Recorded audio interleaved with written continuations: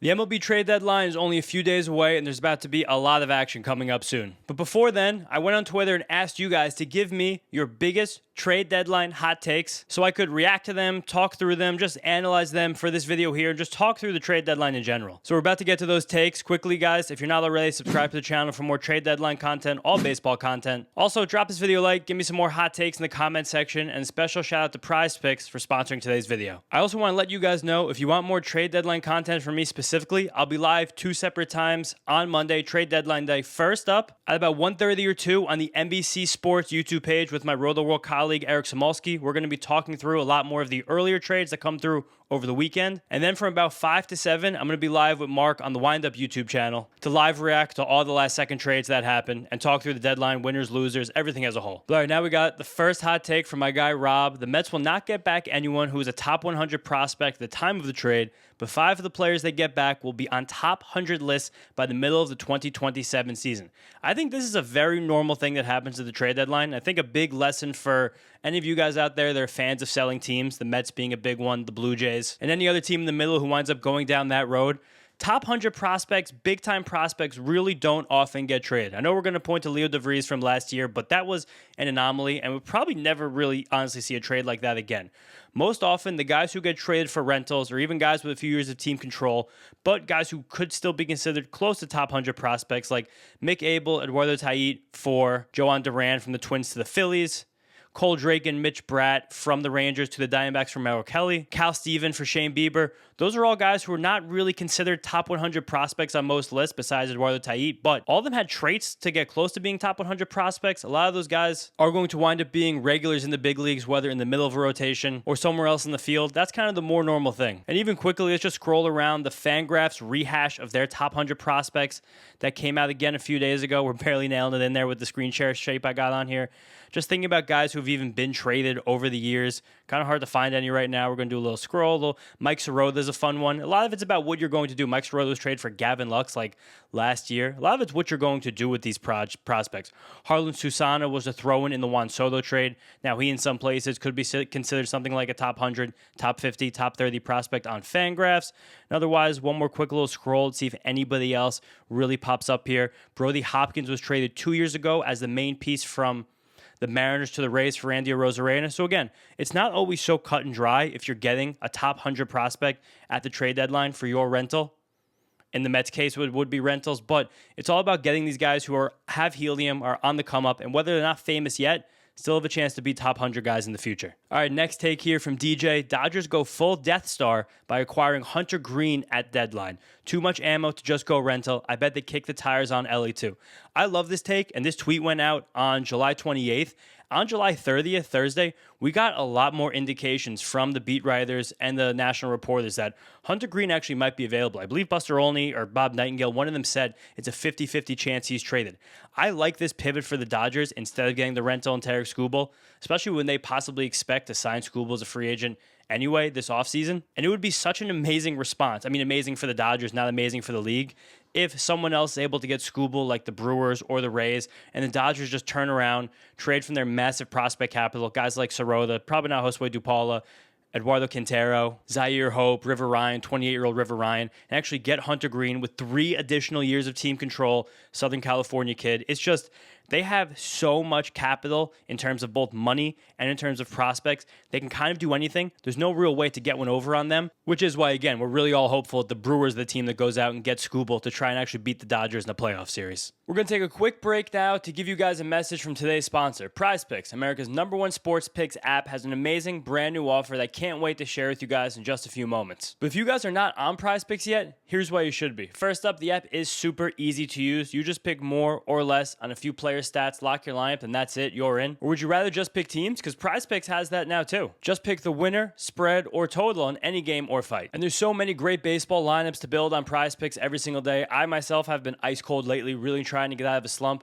playing this lineup on Friday night. And if you guys want to follow me on the app to see my picks in real time, you can check me out at my username right down there. But now, back to that big new offer. If you play and win your first $5 lineup on Prize Picks, you will get $150 worth of lineups. All you have to do is go down there, click the link in my description, download the Prize Picks app, and sign up with the promo code HMA.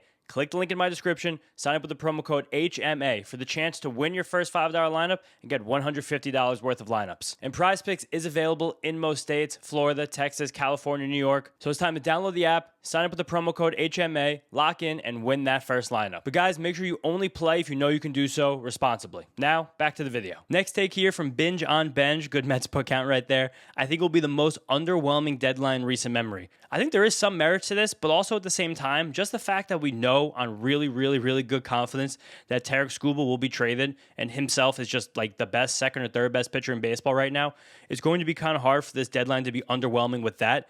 But after Tarek Skubal, we might have to squint to see the second best player that gets traded unless something really surprising happens.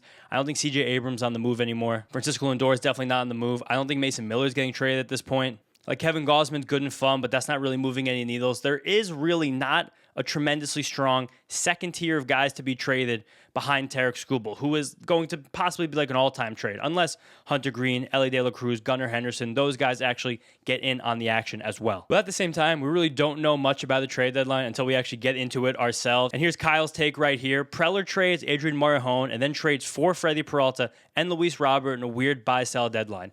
Characters like AJ Preller are what make the trade deadline fun and exciting because we really don't know what they're going to do next. Like last year when Mason Miller became available, I don't think anybody thought the Padres would get him in exchange for one of the top prospects in all of baseball in Leo DeVries. But again, Preller did that because he's not really a rational actor in a room of a lot of overly rational actors. All of these lead baseball executives are very by the book, cut and dry, follow your model, do every single thing the rest of the group thinks. Preller's not like that, and I like this take from Kyle because I do see the Padres, who at the time of recording this video are winners of 5 straight games, right back in the thick of the playoff mix. And it seemed that we know if they're in it, we'll not stop trying to be more in it. But with that, they know Morejon is a free agent at the end of the season. But at the same time, I think the Padres do realize that even if they dump Morejon, they will still have one of the best bullpens in baseball. Mason Miller will still be there. Bradley Rodriguez has been a breakout star. Jeremiah Estrada just came back off the injured list. And they're not great lefties without Morejon, but Wandy Peralta and Yuki Matsui can get the job done well enough. Flipping Morejon to give yourself some more volume, and in this case, like Kyle said, going out and getting a starter like Freddie Peralta and a right-handed hitting outfielder that can play center field in Luis Robert. I think that's the weird fit in this one because Jackson Merrill, he's never played the corner outfield, and neither has Luis Robert, so maybe this makes more sense for Peralta as the Padres need a pitcher. And I think Freddie's a classic change of scenery guy. He'll be great basically wherever he goes. I'm pretty certain of that, but I do like the Padres doing this same time, buying and selling with Morejon as the center of that strategy. And then I can't wait for this offseason when someone turns Adrian Morejon into a starting pitcher, hopefully my Mets, and then we can get a better pitcher off that. Next up, sticking with the same ideas here from CKM, Jays trade Varland for a Miller-like haul.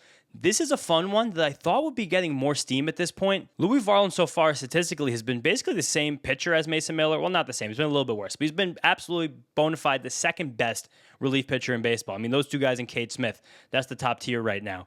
Varland actually could hold significant weight this trade deadline with 2 or 3 more additional years of team control if the Jays were to make him available. As of right now, without Miller on the market and without knowing if Morejon is going to be on the market, it kind of feels like Luke Weaver on the Mets is the best reliever available, which Luke Weaver is a great reliever, don't get me wrong, but he probably profiles more something like the 25th best reliever in baseball and someone that I don't really want closing for my World Series contending team versus Varland, who almost any single team in baseball would have an upgrade at closer if he was their guy. And while I said before, AJ Preller is not a rational actor, and he set a very irrational market last year in trading away a top 5 prospect in the game at a premium position to get Mason Miller, the Blue Jays could probably get something, similar. It's hard to say similar. You're never going to get anything close to Leo DeVries for a closer, but you could get a monster package right here for Louis Varland. Probably bigger, or as big as any deadline asset that winds up getting moved besides for Tarek Skubal, I have to be honest with you guys. Like, he's the caliber of reliever that I wonder if you could actually get Josiah Hartshorn off the Cubs or Caleb Bonemer, Billy Carlson plus off the White Sox. Teams that are not really willing to give those huge assets without players coming back for team control. But when you have a closer like this with multiple years of team control and a gaping hole at the back of your bullpen, something like this does make sense, and I do feel like as we get closer to the deadline, teams are going to call the Blue Jays about Louis Varland, and I feel like they're going to kick the tires on it. Next hot take here, accuse me of Met bias, but this is my channel, from Jeff. Rangers go all out and get Francisco Alvarez and Luke Weaver from the Mets. This one I kind of like as well. The Rangers were a team that were more aggressive, I think, than people realized last season, making one of the only trades for a starting pitcher in the whole market, again, trading Cole Drake and Mitch Bratt. Cole Drake, to me, is someone who was, again, a fringe top 100 prospect last year, had top 100 prospect traits. He probably would have been like the top 150 prospect, but he probably was on the same future value line as a future 50, maybe a 45 plus. And when I use those numbers, guys, I'm talking about the 20 to 80 scouting scale. And if someone's a 50, that means they're definitely going to be a major league regular. If a guy's a 45 plus, it means we think you can grow into more so being a major league regular. Cole Drake was on that line. Mitch Bratt was a half step below that. Right now, both of those pitchers are actually in the Diamondbacks five-man rotation with Merrill Kelly, who then went back to the Diamondbacks as a free agent. And Merrill Kelly pitched terribly for the Rangers down the stretch last year. Kind of helped tank their season. But the Rangers, Chris Young, it's a front office and a team that we've seen be aggressive just a year ago when they were in a similar situation with a near 500 team that really didn't look very special at all. Right now has the inside track to winning the American League West. And the biggest thing for a team like the Rangers, if they want to be really competitive and aggressive, they currently have a healthy Jacob deGrom and a healthy Nathan Eovaldi, a Wyatt Langford playing really well, and Corey Seager due back from injury soon. Right there, that's enough where if you want to squint and think you can really make some noise, why not? They desperately need a better catcher and another right-handed bat. Francisco Alvarez fits that bill. I think right now in the baseball world, we have some weird fatigue with Francisco Alvarez because he was considered such a highly acclaimed prospect and has been like kind of quote unquote disappointing to this point. But we're looking at a catcher who's consistently been 20% better with the bat than league average. In terms of raw power, has some of the best in the entire league. Like just going to pull up his Baseball Savant page really quickly here. And you guys can see here, even though it's a weird tight low screen share, whereas Francisco Alvarez. Like we're seeing all the tools for Francisco Alvarez to be a guy that should be someone that still produces at a high level. He's going to swing like crazy. He doesn't really have an approach that runs a scoring position or a two-strike approach. He's going to swing and miss, but man, when he connects, and right now we're looking at better than a 780 OPS for 2 seasons running around all the crazy injuries that he's had. But again, while being not the best defensive catcher, he really does not block the ball very well. He's good enough against base runners, and he's been better in framing this season. So again, it's good enough to fake it back there with his bat. And then add Luke Weaver on top of that, who would become a great 1-2 punch with Jacob Latz at the back of the Rangers bullpen.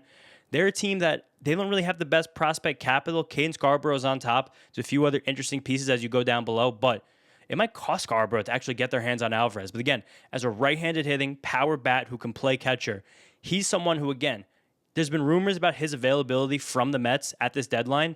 If he actually gets moved, it will be for one of the shockingly bigger packages of the whole deadline. Now, I know a lot of these takes have been Mets heavy so far. I apologize for that, guys. When I put this original tweet out, so many of the replies were Mets based because so many of my follower base just love the Mets and love interacting about the Mets. So I threw this other quote tweet out there telling people no more Mets takes. So I'm going to have a few more non-Mets takes. No more Mets takes the rest of the video. I promise you on that. But from a Mets account, see a little Mets hat right there. Now, the Mets take, marvelous, Jeremy Pena to the Yankees for George Lombard and Carlos LaGrange.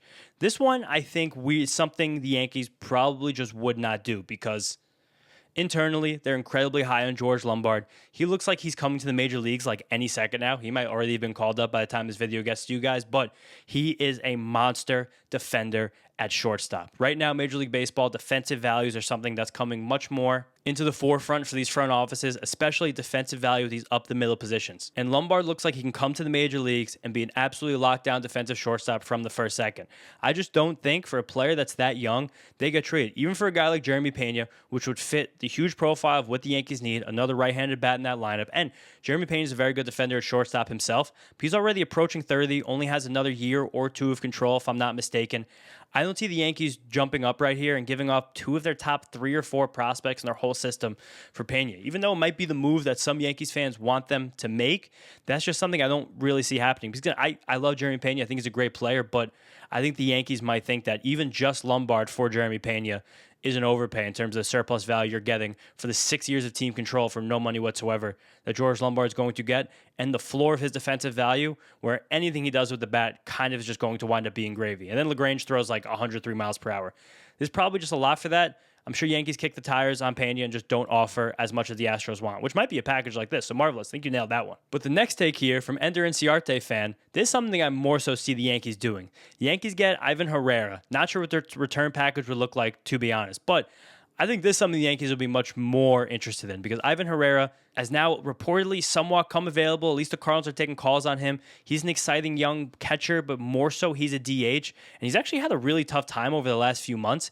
And he's a really, really bad defensive catcher, which I'll get to that in a second. But Ivan Herrera is a player, 26 years old. I think he has 3 more years of team control left. He'd fit really well in this Yankees lineup. He had a huge walk-off double on Wednesday night for the Cardinals in a cool come-from-behind win for them. Also, as he's been struggling this year, there was a cool tweet from Kyle Body that said that Herrera actually went to the driveline facility, I think it was in Arizona or something, over the last few weeks to fix some of the habits with his hands that he's been doing, and that's why he hasn't been able to get to his power. But nevertheless, thinking about what the Yankee package for Herrera could be, let's scroll over to their top prospects list over here on Fangraphs just to see what maybe this could look like and if we're actually catching up. We're only catching half the names. Sorry, guys, but let's talk this through a second. I mean, I don't think it would cost Kilby. Maybe it would just cost LaGrange. The Cardinals spent a lot of their offseason, though, getting these really toolsy, traitsy pitchers, so I'm not sure if that would be it. The Yankees have a strange system right now where Lombard is nearly major league ready. He's not going anywhere.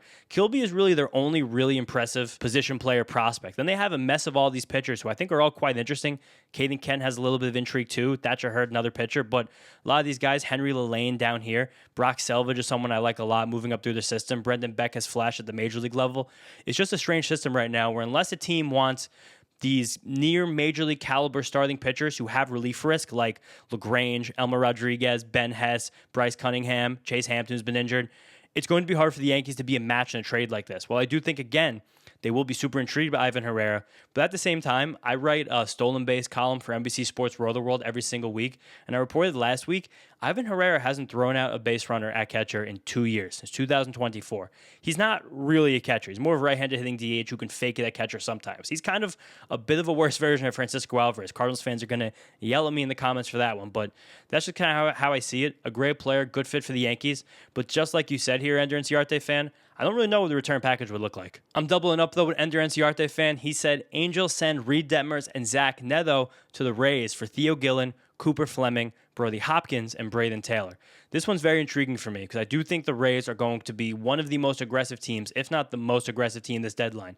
With everything we've heard so far, Jeff Passan, Buster Olney, all the reporters out there, is that the team is going to be very reluctant to include Gillen in any trade, would be more willing to do so for bigger returns back, guys with team control. And this right here, you get 2 potential impact players with team control in Reed Detmers and Zach Neto. Neto, I think the Rays could be a little bit scared off by his defensive value. He's just never really been that guy at shortstop. But at the same time, I don't know what kind of coaching he's getting over there in Anaheim. So maybe you come to the Rays, a few positioning fixes, a few ready position fixes, just getting him up more in the balls of his seat. It could be that simple sometimes. Maybe Neto does flash as at least an average defensive shortstop. But the Rays in the past have been very reluctant to give up any defensive value as shortstop. So I'm not sure if that's the fit, but Reed Detmers to me seems like a great Ray pull. They oddly, weird for them at this moment, don't have a ton of upper minors pitching depth. They've done really, really well this season to get Ian Seymour and Griffin Jacks back in the rotation and just look amazing, converted back to starters. Same with Shane McClanahan, who might have picked up the injury Thursday, though. We're a little bit afraid about that. Nick Martinez off the scrap heap, incredible as well. And Drew Rasmussen, just an ace of aces right now. So it would make sense for them to try and pull a guy like Detmers, who, again, maybe they can figure out something with his changeup shape. Maybe they can get another mile per hour velocity out of his fastball. Turn him into the monster that right now under the hood says he very easily could be. This is a big package back. I don't think it would be Fleming, Hopkins, and Taylor if Gillen was involved with it. Maybe take out one of these guys, Cooper, Fleming, or Braden Taylor. This actually is one that I could see happening. Ed makes sense, but again, I think the Rays could be a little bit perturbed by Zach Neto's lack of defensive value, and it is something that could turn them off for a monster prospect package here. But let's pretend the Angels are actually selling everything. Let's pretend for the first time in a long time they're doing the right thing and just tearing this thing down to the studs. Right here from Master Flip. Mike Trout traded to the Phillies. I don't know why this doesn't have more buzz right now. If I were the Phillies, this is the exact move I'd be trying to make because I don't have a very good farm system. My top 2 prospects in Aiden Miller and Andrew Painter have both fallen so far in terms of value this year, it would just put a pit in my stomach to try and get off them. I'd be selling them at their all-time lows. Even Miller with his weird back injury. I don't know what the future holds. Gage Wood is the other prospect of note. First-round pick last year out of Arkansas, or 2 years ago, something like that, rising really fast, just an unbelievable fastball. I could see him in their bullpen down the stretch run this year, but I don't know if that's a guy that you necessarily want to trade for a rental or if there's a guy with team control that makes sense for that. The Phillies should be looking to use their biggest asset right now, which is dollars and cents and get a bad contract who's actually a good player onto their team. Would be really, really funny to finally throw Mike Trout into the Phillies retirement home. Brandon Marsh can play in any corner you need him to. Justin Crawford's been a good defensive center fielder, but he doesn't really have any bat whatsoever. Take the full Mike Trout contract off the Angels, bring him home to Philadelphia. Make this, truthfully, you have one or two more bites at the apple anyway. Just get really crazy. Mike Trout's still a productive player, albeit nowhere close to Mike Trout of old. Definitely nowhere worse to the contract value he has, but this is probably one of the only things they can do. And again, I'm a little bit shocked at the moment. It might mean just Mike Trout just doesn't want to go anywhere at all. That a move like this doesn't even have a teeny bit of buzz right now. Another hot take here from Matt. The Nationals expedite their competitive window by acquiring a controllable starting pitcher. In this mock trade for Matt, the Nationals acquire Jose Soriano and the Angels acquire Harlan Susana, Gavin Fine, and Luke Dickerson.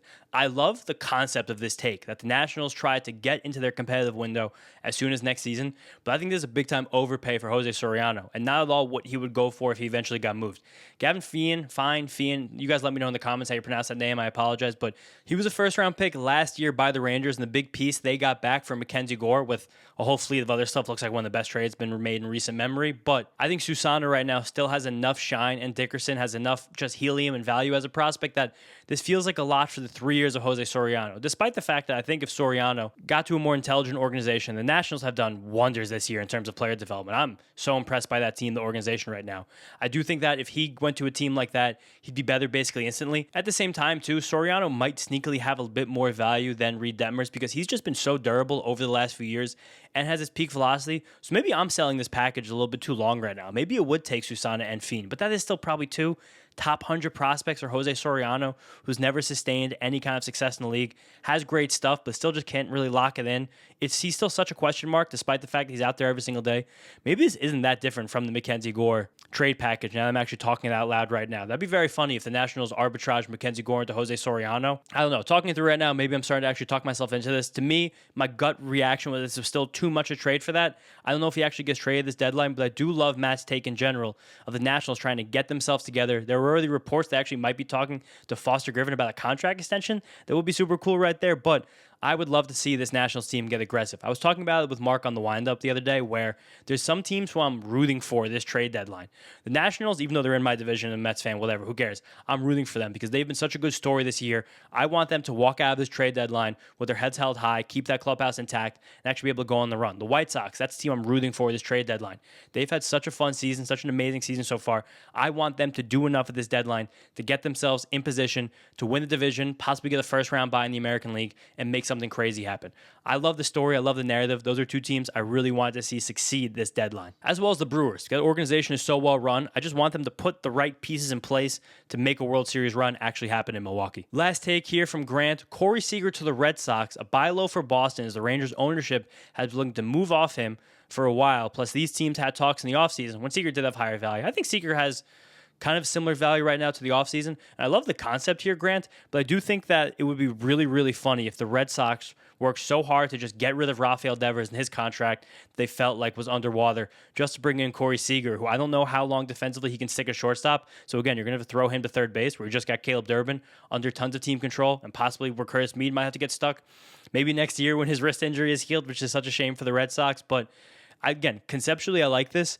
I think the Red Sox should be looking to take on money, even though ownership has been reluctant to take on money. I bet they kick the tires on Francisco Lindor from the Mets. I bet they make calls for Gunnar Henderson, Ellie De La Cruz from the Orioles and the Reds, respectively. But I'm just not sure if Corey Seager is a fit right now. And I'm really also not sure if the Rangers would be willing to dump Seager when they're actually in pole position for a playoff spot. But again, conceptually, this is good. It's just the fit itself might be a little bit off. Especially, Corey Seager probably needs to go to a team that has long-term third base open rather than shortstop. But those are my hot takes for you guys. I think there were like 10 or 12 takes here. Fun to work through. Thank you guys all so much for interacting with me on Twitter and on this channel all week. I'm putting out so many videos so quickly. End of the month, always we shout out prize picks here. But again, thank you guys all so much. I'm going to have more fantasy baseball stuff. I think this weekend, those 2 live streams on Monday. Early live stream, NBC Sports YouTube channel. Later evening live stream, the Wind Up Show YouTube channel. Probably going to collaborate with this one too, so everyone will get to see that notification. But I'll be here. Trade deadline reactions next week as well. Thank you guys so much. See you next time.